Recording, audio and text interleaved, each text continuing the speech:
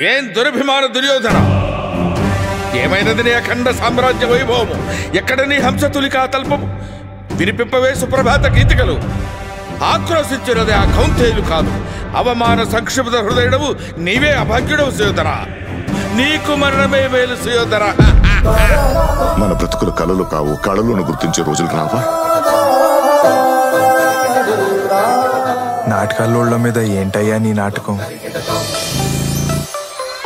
మంచి లైఫ్ పార్ట్నర్ని చూపించు, నీలా నాలో సగభాగం ఇచ్చేస్తా. తనలో సగభాగం ఇచ్చేవాడు కావాలి.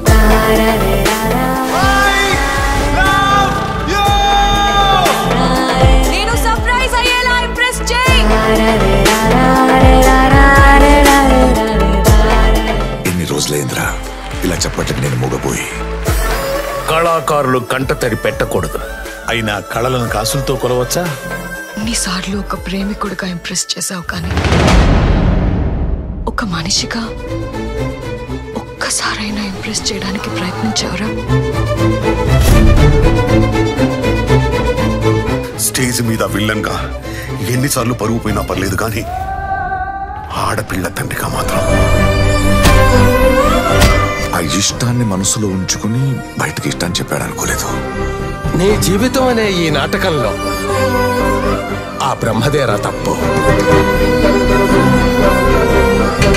స్టేజ్ మీద నువ్వు నాకు ఎదురుగా లేకపోతే నాకెవరు రా తోడు?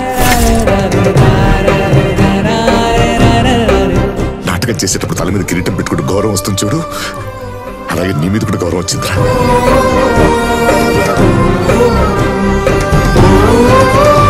మిమ్మల్ని అందరినీ ఇలా కలవడం ఒక ఉత్సవంలా ఉంది.